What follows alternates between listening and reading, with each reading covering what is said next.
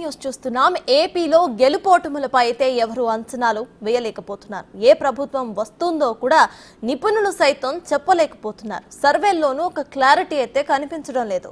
దీంతో జూన్ 4న రాబోతున్న ఆంధ్రప్రదేశ్ ఎన్నికల ఫలితాలపై టెన్షన్ వాతావరణం కనిపిస్తోంది. కానీ ప్రధాన పార్టీల నేతలు మాత్రం విజయం తమదేనంటే తమదే అంటూ ధీమా వ్యక్తం చేస్తున్నారు.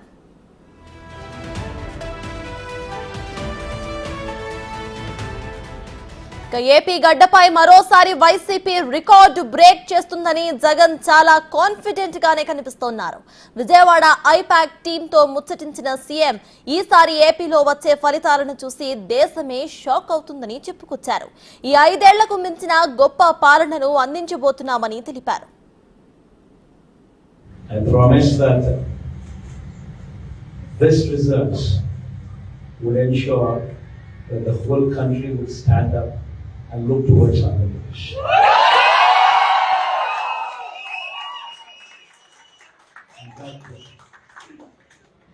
When someone told me last time itself was 151, last time out of 175, 151 itself is a tall number.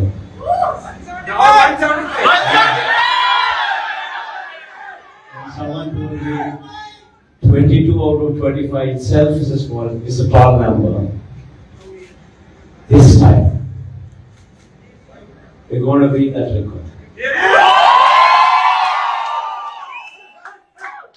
We will surpass 151, we will surpass 250. And predominantly, God's grace, touch wood, they've given a good deliverance of the governance. The governance model that was put in place was never seen before.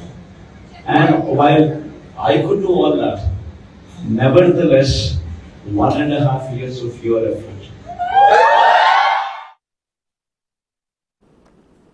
అటు బొత్స సత్యనారాయణ అయితే మరో ముందడుగు వేసి ప్రమాణ స్వీకారానికి date place కూడా fix చేసేశారు. June 9న విశాఖలోనే Jagan ముఖ్యమంత్రిగా ప్రమాణ స్వీకారం చేస్తారని జోస్యం పలికారు. హృదయాల్లో గోలు కట్టుకుని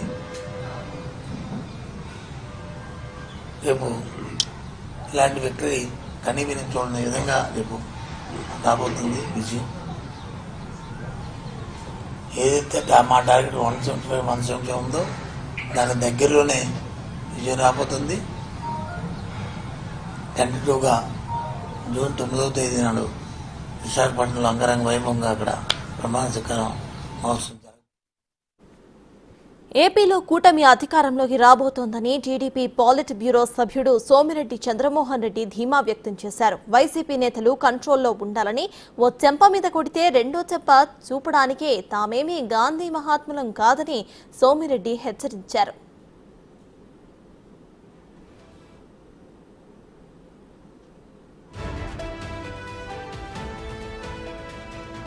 వస్తుంది, నో డౌట్. మినిమం 135 వస్తున్నాయి. మీ మాదిరిగా వైనాట్ 175 ఈ మేము చెప్పటంలా.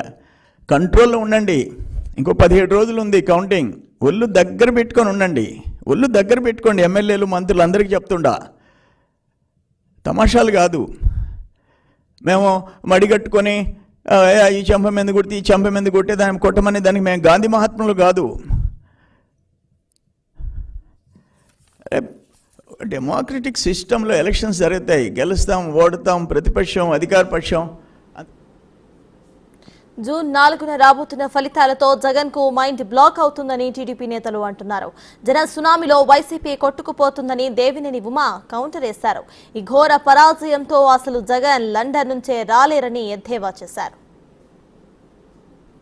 లక్షల కోట్లు దోపిడీ చేసి లండన్ పేకపోయే జగన్మోహన్ రెడ్డి మాటల్ని నమ్మొద్దని రాష్ట్ర ప్రజల్ని, వైసీపీ కార్యకర్తల నాయకులు కౌంటింగ్ ఏజెంట్లుగా నిలబెట్టుకోవడానికే ఈ కోతలన్నీ, ఈ మాటలన్నీ కూడా బయటకు వచ్చాయి. తప్పకుండా రాష్ట్ర ప్రజలు పెద్ద ఎత్తున ఈ జగన్ రెడ్డి ప్రభుత్వానికి, వైసీపీ ప్రభుత్వానికి బుద్ధి చెప్పబోతున్నారు. పెద్ద ఎత్తున ఈ జన సునామీలో వైసీపీ కొట్టుకుపోతా ఉంది.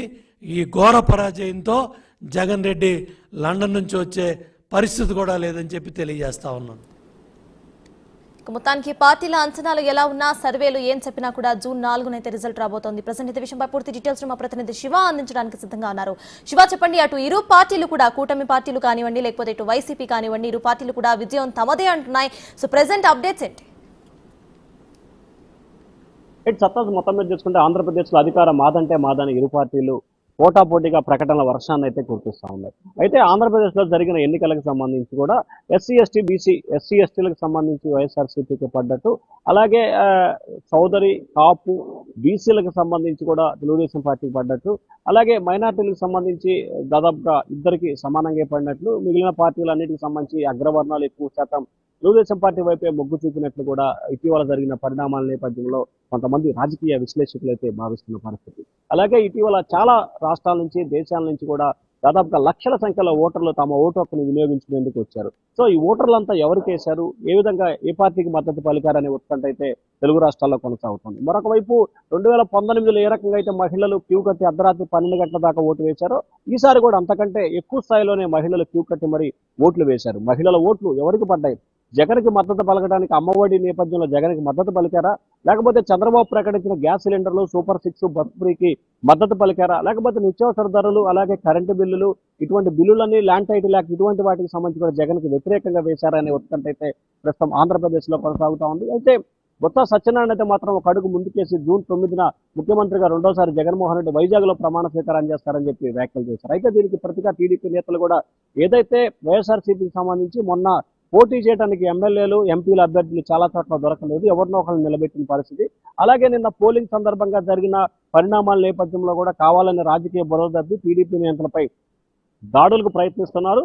రేపు జరగబోయే కౌంటింగ్ సంబంధించి వైఎస్ఆర్సీపీ తరఫున కూర్చోవడానికి ఏజెంట్లు కూడా లేరు. ఏజెంట్లను కాపాడుకోవడంతో పాటుగా ముఖ్యమంత్రి జగన్మోహన్ రెడ్డి విజేతాల నుంచి తిరిగి వచ్చే వరకు కూడా పార్టీకి ఒక రకమైన క్రెడిబిలిటీ తీసుకొచ్చే ప్రయత్నంలో భాగంగా ఇటువంటి ప్రయత్నాలు చేస్తున్నారని చెప్పి కూడా టీడీపీ నేత ఆరోపిస్తున్నారు. మరొక వైపు 2019 ఎన్నికల తర్వాత జగన్మోహన్ రెడ్డి ఐపాక్ బృందాన్ని ఏ విధంగా అయితే హైదరాబాద్ లో కలిశారో, తాజాగా 24లో కూడా ఎన్నికల తర్వాత ఐపాక్ బృందంతో కలిసి మనం భారీ సీట్ల ఆధిక్యంతో మరొకసారి గెలవబోతున్నాం, 2029 ఎన్నికల కోసం ఇప్పటి నుంచే సిద్ధం అవుదామని చెప్పి కూడా వారికి దిశానిర్దేశం చేసిన పరిస్థితి అయితే స్పష్టంగా కనిపిస్తుంది. సో సర్వేలు ఏ విధంగా ఉన్నా, ప్రకటనలు ఏ విధంగా ఉన్నా, ఓటింగ్ శాతం ఏ రకంగా ఉన్నా కానీ ఎవరికోరు తమదే గెలుపు, తమదే విజయం అని చెప్పి కూడా ఘంటాపదంగా చెప్తా ఉన్నారు. ఎవరు గెలుస్తారు, ఎవరు ఓడిపోతారు, ఎవరి పరిస్థితి ఏంటనేది జూన్ 4 వరకు వేచి ఉన్న పరిస్థితి కనిపిస్తా ఉంది. మరి చూడాలి ఆంధ్రప్రదేశ్ రాజకీయాలు ఎవరి వైపు మొగ్గు చూపుతాయి, ఏ రకమైన పరిణామాలు దారి చేస్తుందని చెప్పి కూడా.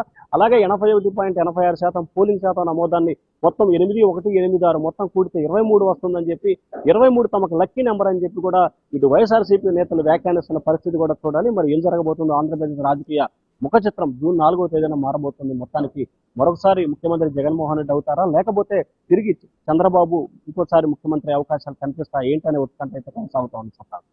Thank you Shiva.